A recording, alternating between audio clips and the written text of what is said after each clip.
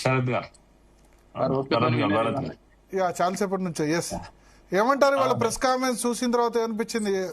సంతోషకరం, లొంగిపోవడం మంచిది. రాజకీయ పార్టీ పెడితే కూడా ఎవరినైనా వెల్కమ్ చేయాల్సిందే. వాళ్ళ సిద్ధాంతాన్ని ప్రజలు యాక్సెప్ట్ చేస్తే ఎవరు అడ్డు కాదు, నిలువు కాదు. దానికి హర్షణీయము. అసలు ఎంతకన్నా గొప్ప హర్షణీయమైన సందర్భం ఏమీ లేదు నాకైతే. ఈ దేశ చరిత్రలో ఒక గొప్ప మలుపు ఇది.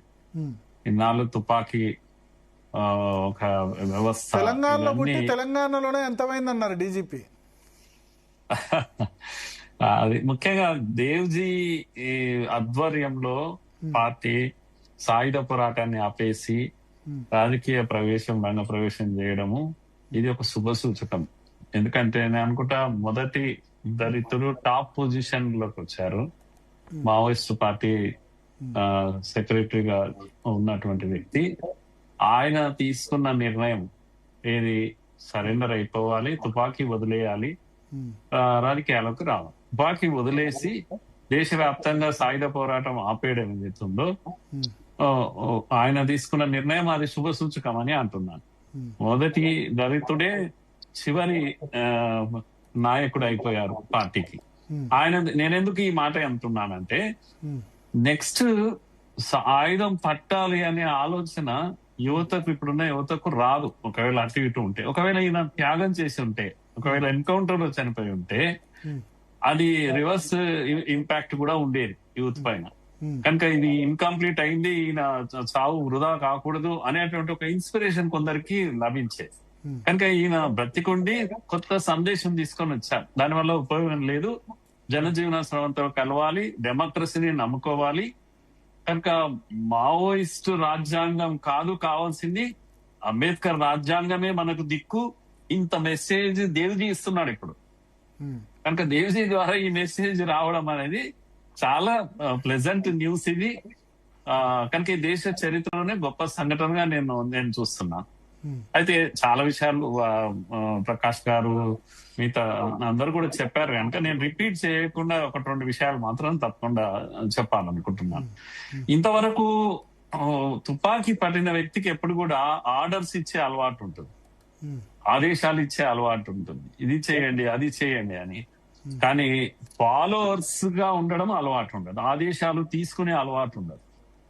ఇప్పుడు చేయాల్సింది అంటే డెమోక్రసీలో ప్రశ్నించండి అని ఎన్ని రోజులు ప్రజలకు చెప్పారు. ప్రశ్నించండి, నిలదీయండి, ఇది ఉద్యమ వాయిస్ అని.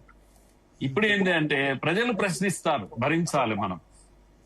ప్రజల ఆలోచన మేరకు పని చేయాలి, కార్యకర్తగా కిందికి దిగాలి పైనుంచి. కనుక ఒక్కసారి తుపాకీ కింది పడిపోయడం తోటి మీకు ఆదేశాలు ఇచ్చేటువంటి అలవాటు తగ్గిపోతుంది, ఆ పవర్ ఉండదు, కొత్త జీవితానికి అలవాటు కావాలి. కనుక ఇది టఫెస్ట్ జాబ్. తర్వాత నాకు ముఖ్యంగా క్లారిటీ ఆఫ్ ఏదైతే ఉందో సిద్ధాంతము, సిపిఎం సిపిఐ ఇన్నేళ్ల తర్వాత కూడా కలవలేకపోయినాయి. సబ్జెక్ట్ ఒకటే, వాళ్ళ టార్గెట్ కూడా ఒకటే, అయినా కలవలేకపోయినాయి. ఎందుకు కలవలేకపోయారనే దానికి జవాబే లేదు. ఇప్పుడు ఈ రెండింటి కాకుండా మావోయిస్టులు భిన్నమైనటువంటి వాళ్ళు, ఇది ప్రూవ్ చేసుకునేది ఉంటది. ఇప్పుడు ఇది చాలా పెద్ద సమస్య. మావోయిస్టు పార్టీగా నేను నిలబడ్డప్పుడు నీ ప్రత్యేకత ఏంది? ఇంతవరకు ఆయుధం పట్టుకున్న ఒక ప్రత్యేకత, అప్పుడు ఒక హీరో వర్షిప్ ఉండేది యూత్ లో కూడా. ఇప్పుడు ఆ హీరో వర్షిప్ ఉండదు.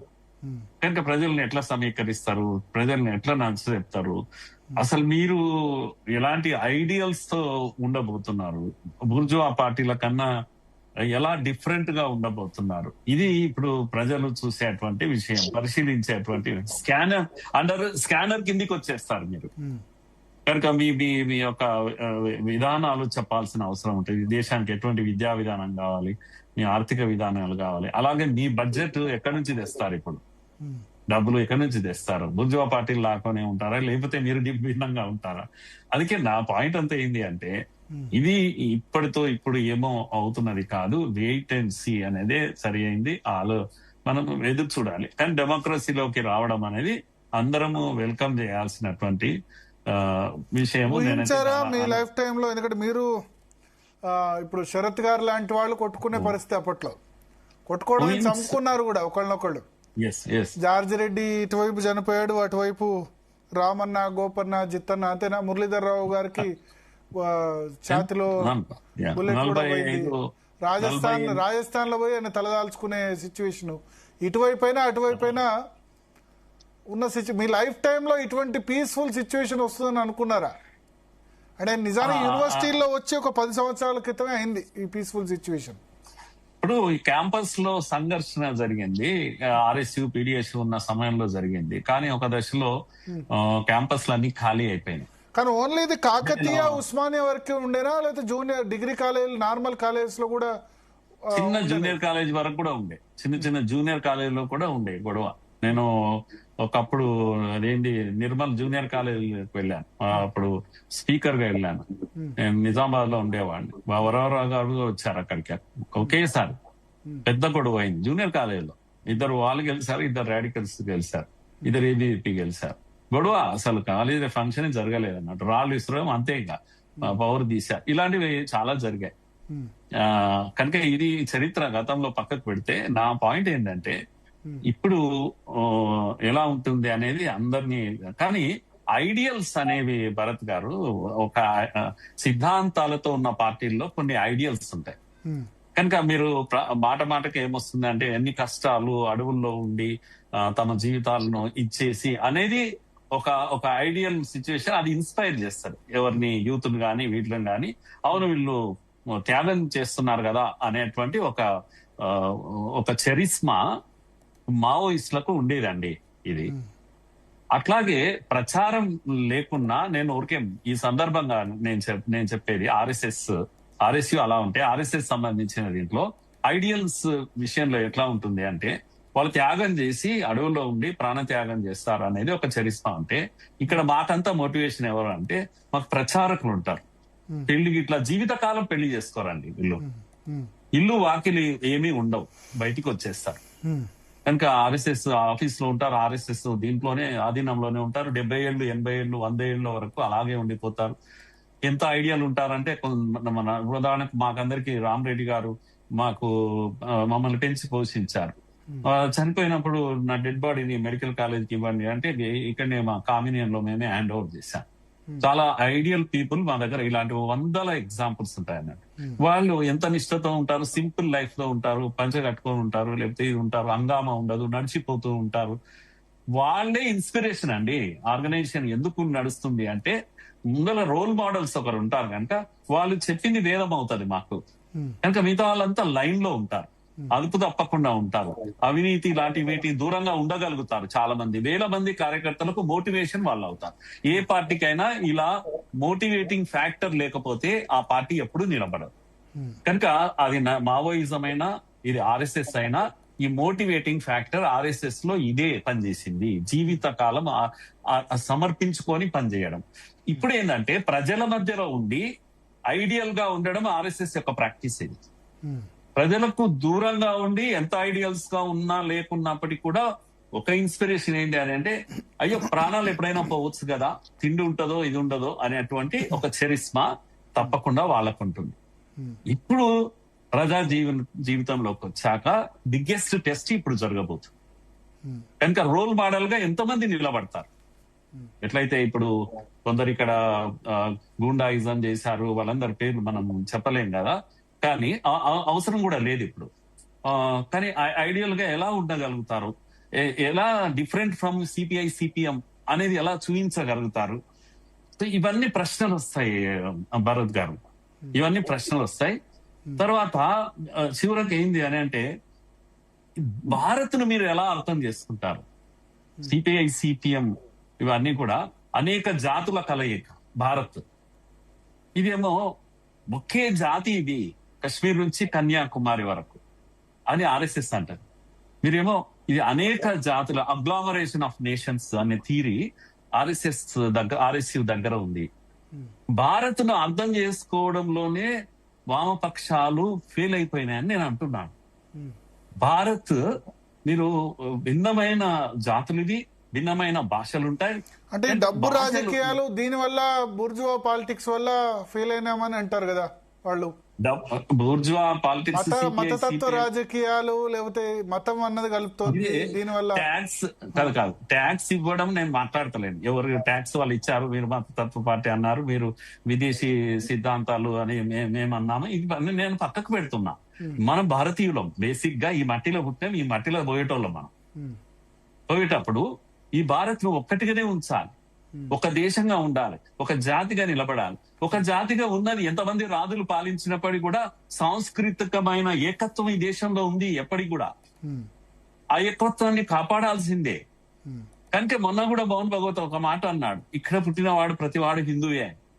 కనుక ముస్లిం లేడు, క్రైస్తవు లేడు. ఎందుకు హిందూ ముస్లిం బాయి ఇద్దరం ఒకటే అయినప్పుడు అనే మాట కూడా అన్నారు. మనం ఒక్కటే, మన జీన్స్ ఒకటే, మన డిఎన్ఏ ఒకటే. ఇది ఒక విషయం, ఇది బ్రాడ్ విషయం. ఇది ఇప్పటికిప్పుడు చర్చించాల్సిన విషయం ఏం కాదు. తర్వాత ఉదాహరణకు తెలంగాణ ఉద్యమంలో కమ్యూనిస్టులు మావోయిస్టులు ఒకటి ఏముంటుంది అంటే, ఏ మాట మాట్లాడినా ఒక పని జరిగాక తప్పు జరిగింది అన్నప్పుడు వ్యూహాత్మకమైనటువంటి భాగంగా అలాంటి డెసిషన్ తీసుకున్నాం. మా వ్యూహంలో భాగం అనడం అలవాటు, బ్లండర్ ఎర్రర్ అయిపోయింది అని చెప్పడం అలవాటు. నేనేమంటున్నాను అంటే, దీంట్లో కూడా తెలంగాణ ఉద్యమంలో అక్కడక్కడ ఉద్యమాల్లో మావోయిస్టులు పాల్గొన్నది వ్యూహాత్మకంగానే పాల్గొన్నారు, శ్రద్ధాభక్తులతో కాదు అప్పుడు కూడా. కనుక అది జైత్యాల జాతర అయినా ఇంకే జాతర అయినా కూడా, ఎందుకంటే ఎప్పుడు డిస్టర్బ్డ్ స్టేటే వామ పక్షాలకు మావోయిస్టులకు మంచిది. డిస్టర్బ్ స్టేట్ ఎప్పుడు డిస్టర్బ్ గా ఉండాలి. తెలంగాణ ఉద్యమం పేరున డిస్టర్బ్ గా ఉంటే మావో యాక్టివిటీ ఈజీగా నడుస్తుంది. కాసిని తుపాకులు సేకరించుకోవచ్చు, డబ్బులు సేకరించుకోవచ్చు. ఇది వ్యూహాత్మకం నేను అంటున్నాను, ఇది నా అండర్స్టాండింగ్ ఇది. కానీ ఇదే తెలంగాణ ఉద్యమంలో ముందెవరు వెనకెవరు అని వచ్చినప్పుడు 96లో పెద్ద సంఘర్షణ మా మీద, మానసిక సంఘర్షణ. ఒకే దేశం ఒక్క ప్రజ అంటుంటే అనేక రాష్ట్రాలుగా ఎట్లా మనం డిమాండ్ చేస్తాం అనేది మా మధ్యలో కూడా చాలా పెద్ద సంఘర్షణ జరిగింది. అన్నప్పుడు కాదు, పరిపాలన సభ్యులతో చిన్న చిన్న రాష్ట్రాలుగా విడిపోవడమే చాలా మంచిది, కలిసి కొట్లాడుకుండే కన్నా విడిపోవడమే. అందుకే మా భాష వేరుండేది తెలంగాణ ఉద్యమంలో. మేము ఎప్పుడు కూడా ఆంధ్ర వ్యతిరేక భాష అన్నాడు మాట్లాడలేదు. 96లో 97లోనే అదేంటి తెలంగాణ సస్యశ్యామల యాత్రను నిర్వహించాం. బాసర నుంచి శ్రీశైలం వరకు స్టూడెంట్స్ తో యాత్రను నిర్వహించాం.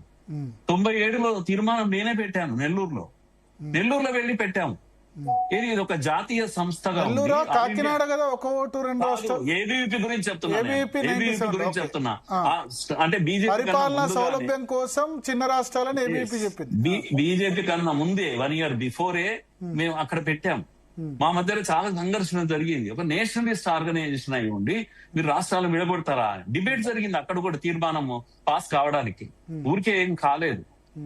తెలంగాణకు అన్యాయం గురించి ఇవన్నీ మాట్లాడాల్సి వచ్చింది. కానీ ఒప్పించాం, అక్కడి వాళ్ళను ఒప్పించి 2 కళ్ళ సిద్ధాలు ఇవన్నీ ఏం మాట్లాడలేదు. తప్పకుండా ప్రత్యేక తెలంగాణ రాష్ట్రం కావాలని ఏబీవీపీ నిర్ణయం తీసుకున్నారు. అక్కడ కూడా ఆంధ్రాలో. ఇక్కడ మేము తీసుకున్నాం. తర్వాత బీజేపీ ఫాలో. నేనేమంటున్నా అంటే, కొన్ని ఇప్పటికైనా ఇన్ని మాట్లాడినా కూడా నేనేమంటానంటే, మావోయిస్టు పార్టీకి నిబద్ధత ఉంది, ఒక కమిట్మెంట్ ఉంది. కనుక ఈ నిబద్ధత, సైద్ధాంతిక నిబద్ధత, కమిట్మెంట్ ను, ఆ ఐడెంటిటీని ఎలా కాపాడుకుంటుంది అనేది మాత్రమే ప్రశ్నార్థకం. అదే ప్రత్యర్థి నుంచి కూడా కితాబ్ వచ్చింది, మావోయిస్టు పార్టీకి నిబద్ధత ఉంది అన్న నిబద్ధత నిబద్ధత. ప్రాణాలు ఇచ్చి ఎందుకు పోతారండి? నిబద్ధత లేకుంటే ప్రాణాలు పిచ్చే ఏమన్నా ప్రాణం ఇవ్వడానికి?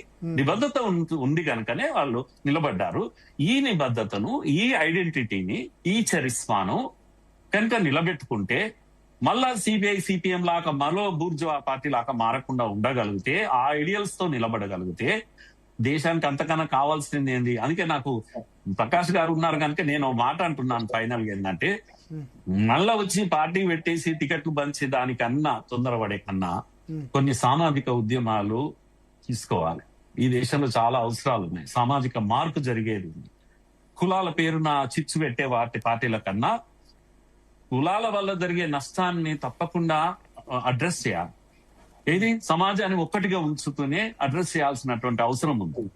విడగొట్టడం చాలా ఈజీ కులాల పేరు, కానీ అందరినీ కలిపి ఉంచి న్యాయం జరగాల్సినటువంటి పని.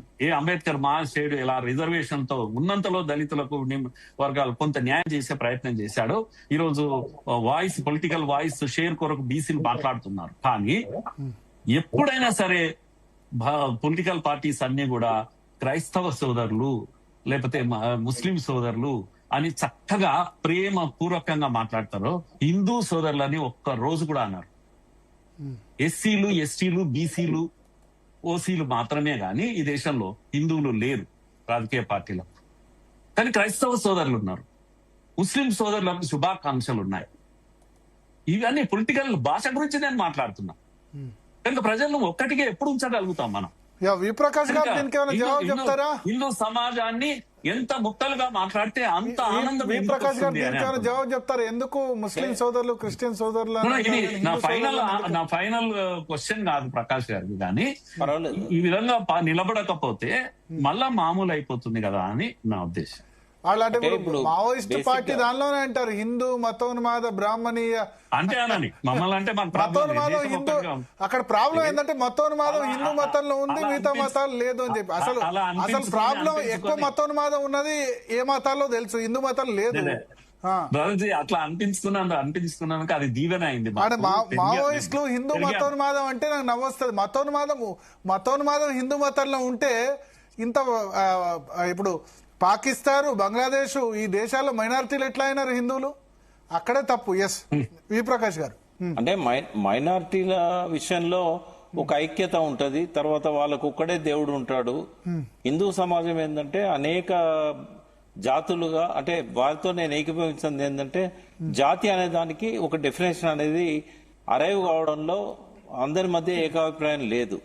ఇప్పుడు నేషనాలిటీ అన్నప్పుడు ఇండియన్ అంటాం మనం, నేషన్ ఇండియన్ అంటాం. కానీ నీ జాతి ఏంది అన్నప్పుడు నా లంబాడా అంటాడు ఒక ఆయన, నా చెంచు అంటాడు, నాది పోయా అంటాడు. ఎందుకంటే వెనకటి నుంచి ఎమర్జ్ అయిన సాంప్రదాయాలు కానీ, ఆచారాలు కానీ, వాళ్ళ పండుగలు కానీ, వాళ్ళ వివాహ సంప్రదాయాలు కానీ, వాళ్ళ భాష కానీ, వాళ్ళ ఆహార్యం కానీ, వాళ్ళ అన్ని పద్ధతులు. అంటే ఒక మాట ఇదేంటంటే అనేక రకాల సంస్కృతులతోని భిన్నత్వంలో ఏకత్వం అనేది భారతదేశానికి సరిపోతుంది.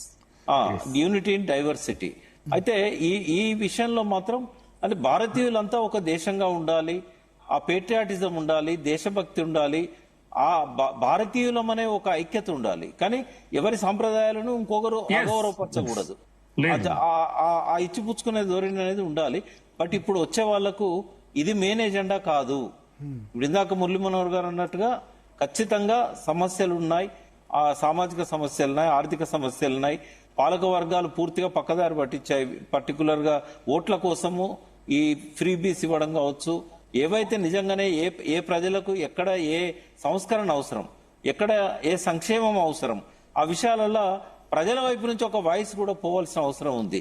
వాళ్ళు ఏది ఇస్తారు తీసుకుందామని చేజాపి బిచ్చగాలుగా మారే దుస్థితి ప్రజలకు ఉండకూడదు. ఇట్లాంటివన్నీ కూడా ఇప్పుడు కేసీఆర్ గారు మా పెద్ద ఎక్స్టెంట్ ఉన్న వాళ్లకు ఇచ్చినప్పుడు ఒక సమర్థన ఏంటంటే తక్కువ భూమి ఉన్నాడు తక్కువ నష్టపోతాడు, ఎక్కువ భూమి ఉన్నాడు పంటలు పండక రకరకాల మూసాలతో ఎక్కువ నష్టపోతున్నాడు, నేను ఇస్తాను అన్నాడు. కానీ చెరువుల్లో ఉన్న భూమికి, గుట్టల్లో ఇట్లాంటి ఉన్న భూమికి ఆయన ఇచ్చినప్పుడు రైతు బంధు ప్రశ్నించిన వాళ్ళు లేరు, ఎంజాయ్ చేశారంతా. నేను అనేది ఏంటంటే అట్లాంటి ఒక థర్డ్ వాయిస్ అనేది రావాల్సిన అవసరం ఉంది. ఓట్లను మేము కొనము, మేము ప్రజల మధ్యకి ఈ ప్రజాస్వామ్యం గురించి, విలువల గురించి, ఓటు హక్కు గురించి, మత విశ్వాసాల గురించి, మతం అనేది పర్సనల్ ఎవరికి వాళ్ళు, దాన్ని ఉన్మాదంగా మారకూడదు. అది హిందువుల విషయంలో కానీ ఇతరుల విషయంలో కానీ ఎక్కడ కూడా ఆ రకమైన సంస్కృతి రాకూడదు. ఇట్లాంటి విశ్వ సంస్కృతులకు వ్యతిరేకంగా మహిళలను గౌరవించే ఒక సంస్కారాన్ని నేర్పే విధంగా పాఠ్యపుస్తకాలలో సిలబస్ మారాలని డిమాండ్ చేసే వాళ్ళే కరువైపోయాను. ఇప్పుడు నేను ఎప్పుడో ఒక 50 ఏళ్ల కింద హైదరాబాద్ గోడల మీద ఇండిపెండెంట్ డెమోక్రటిక్ ఎడ్యుకేషన్ కావాలి అని చెప్పి గోడల మీద రాశాం. 50 ఏళ్ళు అయిపోయింది, ఇప్పటి వరకు ఆ ఇండిపెండెంట్ ఎడ్యుకేషన్ రాలే, ఆ డెమోక్రటిక్ ఎడ్యుకేషన్ రాలే, ఆ సైంటిఫిక్ ఎడ్యుకేషన్ రాలే. మరి దీనికోసం ఎవరు మాట్లాడాలి? విద్యార్థి సంఘాలకు ఎన్నికలు జరిపి ఒక మంచి లీడర్షిప్ డెవలప్ అయితే ఒక మంచి క్రీమ్ ఆఫ్ ది లీడర్షిప్ వచ్చేది. కానీ అది జరగడం లేదు. ఒక నేషనల్ అంటే హైదరాబాద్ సెంట్రల్ యూనివర్సిటీ లేకుంటే JNU ఇట్లాంటి కాడ తప్ప ఎక్కడ కూడా ఎన్నికలు జరగడం లేదు. ఇట్లాంటివి డిమాండ్ చేయాల్సిన అవసరం ఉంది. విద్యార్థి సంఘాలు కేవలం వాళ్ళ సమస్యల మీదనే కాక జాతీయ సమస్యల మీద, మన ఇక్కడ ప్రాంతీయ సమస్యల మీద కూడా వాళ్ళు పోరాడాలి. ఇప్పుడు ఏమైతుంది, స్కాలర్షిప్ల గురించో ఇట్లాంటి వాటి గురించో వాళ్ళు మాట్లాడతారు.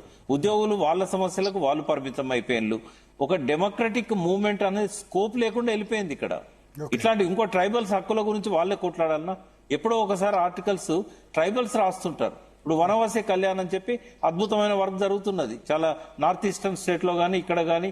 కేవలం బీజేపీ అంటే ఒక మతోన్మాదమే కాదు కదా, గిరిజనులలో కూడా పోయి వాళ్ళ సరే కొంత కల్చరల్ పొల్యూషన్ జరగవచ్చు కానీ వాళ్ళ సమస్యలను పట్టించుకుంటున్నారు. రకరకాల ఆధునిక పద్ధతులను అక్కడ వ్యవసాయంలో గానీ వాళ్ళ జీవన విధానంలో గానీ నేర్పుతున్నారు. ఆ డెడికేషన్ తో పనిచేస్తా ఉన్నారు. ఇటువంటి పాజిటివ్ ఆస్పెక్ట్స్ ని గౌరవించాలి, నెగటివ్ ఆస్పెక్ట్స్ ని గుర్తించేటట్టుగా వాళ్ళ దృష్టికి తీసుకురావాలి. ఫైట్స్ అనేది ఉండకూడదు ఎక్కడ కూడా. ఒక వాళ్ళందరినీ కన్విన్స్ చేసే పద్ధతిలో ఆ రకంగా ముందుకు పోయే విధంగా ఎజెండా రూపొందించుకోవాలి. అంటే కంప్లీట్ గా ట్రాన్స్ఫార్మ్ కావాలి. వాళ్ళ ఎవరైతే మావోయిస్టులు బయటకు వచ్చి ప్రజల మధ్యకు వచ్చి రాజకీయాలు చేయాలనుకుంటారో వాళ్ళు ఆ ట్రాన్స్ఫార్మ్ కావడానికి ఒక సంధి దశ కాబట్టి ఒక 1 to 2 years ప్రజల మధ్యకు వచ్చి ప్రజలను అర్థం చేసుకొని. ఇప్పుడు ఇక్కడ ఏంటంటే వాళ్ళకు ఇందాక అన్నట్టుగా ప్రశ్న వస్తుంది, డెడికేషన్ ఉంది. కాళోజీ అన్నాడు పుట్టుక నీది చావు నీది బ్రతుకంతా దేశానిదని. అది ఎక్స్ట్రీమ్ రైట్ లో ఉన్న ఆర్ఎస్ఎస్ లో ఉంది, ఎక్స్ట్రీమ్ లెఫ్ట్ లో ఉన్న ఆర్ఎస్యూ లో ఉంది. కాబట్టి డెడికేషన్ ఒకటే సరిపోదు, ప్రజలను అర్థం చేసుకోవాలి. ఇలా ప్రజలలో ఉన్న సమస్యల విషయంలో ఒక క్లారిటీ రావాలి, ఏకాభిప్రాయం రావాలి, అందరినీ కలుపుకపోవాలి. ఇట్లాంటివన్నీ అది రావాలంటే ఒక 1 to 2 years వాళ్ళు కష్టపడాలి ప్రజల మధ్యకు వచ్చి. ఓకే ఒక 2 minutes లో క్లోజ్ చేయాలి. శరత్ నరహరి వేణుగోపాల్ రెడ్డి గారు 1 minute.